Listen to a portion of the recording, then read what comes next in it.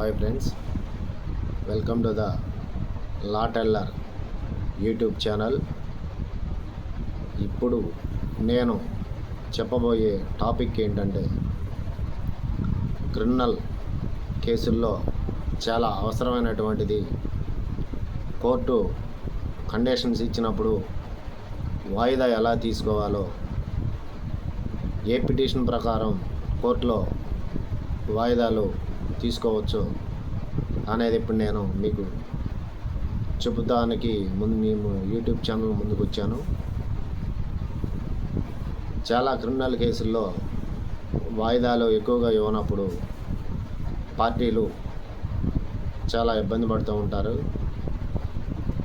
అందుచేత section 309 of CrPC, అలాగే కొత్తగా వచ్చినటువంటి బిఎన్ఎస్ఎస్లో సెక్షన్ 346 ప్రకారం క్రిమినల్ కేసుల్లో ఎక్కువగా చాలా కాలం నుండి 4-5 సంవత్సరాల నుండి వాయిదాలు పడుతూ వచ్చే కొన్ని కేసుల్లో, ఎక్కువగా ఓల్డ్ కేసుల్లో చాలా కాలం నుండి ట్రయల్ కేసు కంప్లీట్ అవునటువంటి కేసుల్లో కోర్టు వారు అడ్జర్న్మెంట్లు ఇవ్వరు, అంటే వాయిదాలు ఇవ్వకుండా ట్రయల్ చేయమని జడ్జి గారు ఒత్తిడి పెడుతూ ఉంటారు.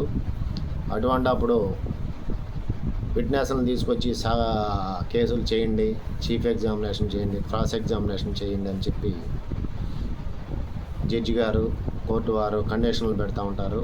అటువంటి కండిషన్లు ఉన్నప్పుడు జడ్జి గారు వాయిదాలు అనేది ఇవ్వరు. అప్పుడు మాత్రం సిఆర్పిసిలో సెక్షన్ 309 ఆఫ్ సిఆర్పిసి, అలాగే కొత్తగా వచ్చినటువంటి బిఎన్ఎస్ సెక్షన్ 346 ఆఫ్ బిఎన్ఎస్ఎస్ ప్రకారం అడ్జర్న్మెంట్ అనేది పిటిషన్ ఫైల్ చేయాలి.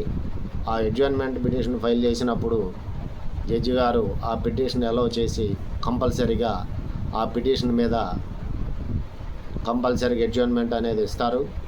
దీనినే అడ్జర్న్మెంట్ పిటిషన్ అని క్రిమినల్ ట్రయల్ చేసే కేసుల్లో పిలుస్తారు.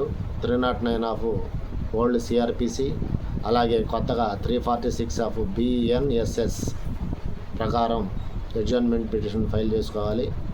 అప్పుడు ఆ పిటిషన్ జడ్జి గారు అలౌ చేసి కంపల్సరీగా వాయిదా అనేది ఇస్తారు. ఫ్రెండ్స్, మరో వీడియోతో మరలా వస్తాను మీ ముందుకి. Until then bye.